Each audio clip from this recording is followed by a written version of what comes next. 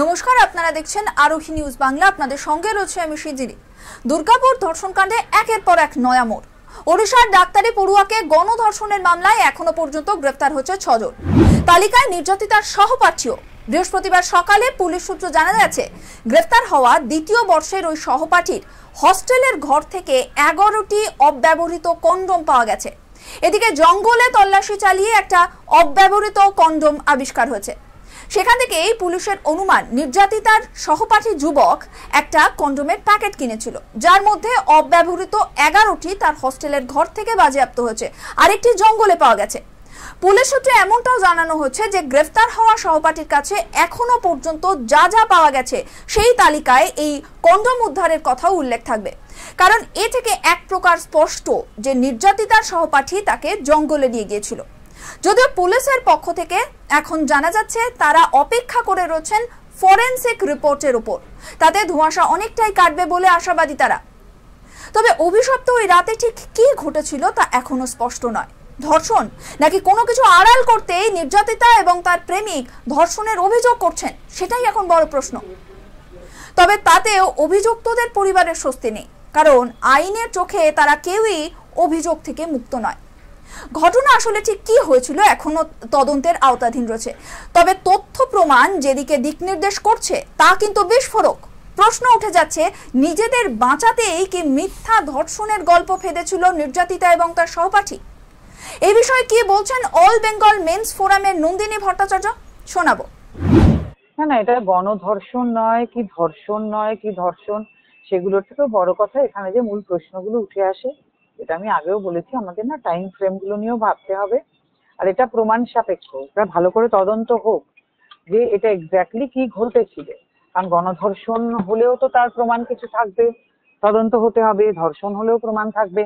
মানে আমাদের জানতে হবে যে একটি ছেলে বা মেয়ে কলেজ থেকে বেরোলো, ছেলেটি তারপরে খানিকক্ষণ বাদে একা ফিরলো, আবার সে একা গেল, আবার খানিকক্ষণ বাদে ছেলেটি আর মেয়েটি একত্রিত হয়ে ফিরলো হাতে হাত রেখে। এটা কেন? আমি অন্য সবকিছু যদি ফিরে মানে ওভারলুক করি, আচ্ছা আপনাদের মনে হয় যে একটি মেয়ে, আমি যদি গণধর্ষণও ধরতাম, সেরকম ভাবে ফিরতে পারে?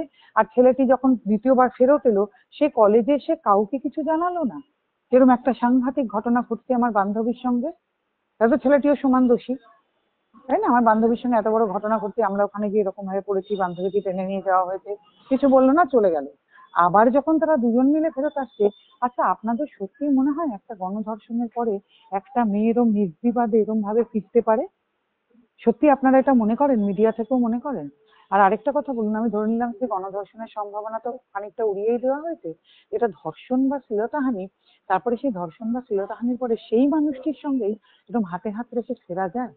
তাহলে কিন্তু আজকে থেকে অনেক কিছু নতুন ভাবে ভাবতে হবে, জানেন? আবার ভেবে বসবেন না আমি পুরুষ অধিকার কর্মী বলে আমি এই জিনিসটাকে ধর্ষণ মানছি না। না, ভিকটিম শেমিংও না, ধর্ষণ মানছি না, এটাও নয়। আমার মতে সবকিছুর খুব তদন্ত করা উচিত। যদি তাইও হয় তাহলে চিন্তা করা উচিত যে আজকে থেকে আমাদের একটা নতুন দিগন্ত খুলবে, যে যিনি আমার ধর্ষণ করেন বা শ্লীলতাহানি করেন, যে তার সঙ্গে আমরা এরকম ভাবে হাতে হাত রেখে ফিরতে পারি, তাই না? আপনাদের সেটা মনে হচ্ছে না? একদমই। আচ্ছা, যদি এরকম অভিযুক্তরা এখনো পর্যন্ত জেলে রয়েছে, তো সেক্ষেত্রে কি কোনোভাবে তাদের পাশে দাঁড়াবে? না না না, কখনোই না। কারণ সেটা না, কখনোই না, কারণ সেটা তো একটা প্রসিডিওর। কারণ তারাও তো কিছু অন্যায় করেছেন, তারা বোধহয় এদের সঙ্গে একটা কিছু বাগবিতণ্ডায় জড়িয়ে টাকা পয়সা চেয়েছেন, মোবাইল বোধহয় চেয়েছেন, বাকি আমি তো জানিও না পুরো ব্যাপারটা। আমার কনসেন্ট্রেশন তো অন্য জায়গায়, যে এটা যদি এরকম একটা সিচুয়েশন হয় সেখানে ছেলেটিরও যথেষ্ট দোষ আছে, এবং আমার মতে তাদের ধরে যদি কনসেনসুয়াল সেক্স হয় তাহলে তো এই ব্যাপারটা নিয়ে এতখানি যাওয়াই উচিত ছিল না, তাই না? তারা নিজেরা এই ব্যাপারটাকে চাপা দেওয়ার জন্য যদি সবাইকে দোষী করে থাকেন, এবং ওই ছেলেগুলো যদি তাদের ব্ল্যাকমেল করছিলেন, ভিডিও তুলছিলেন, কি টাকা পয়সা চাইছিলেন, সেটাও তো সমান অফেন্স। তাহলে তাদের পাশে দাঁড়াবার তো কোনো প্রশ্নই ওঠে না। কিন্তু এই পুরো ব্যাপারটা নিয়ে এই ধরনের জলঘোলা বোধহয় না করলেও হতো। কারণ যা শুনছিলাম, তারপরে যা খবরাখবর বিভিন্ন খবরের কাগজেই পড়ছি, যেখানে কন্ডোমের প্যাকেট পাওয়া গেছে, এবং ওখানকার বহু প্রথিতযশা মানুষজনের মুখ থেকেই যা শুনলাম যে ওখানে এরকম গাঁজার আসরও বসে, প্রতিদিন এরকম ধরনের জিনিসপত্র হয়। তো সবকিছু মিলিয়ে এগুলোর বোধহয় দরকার ছিল না কোনো।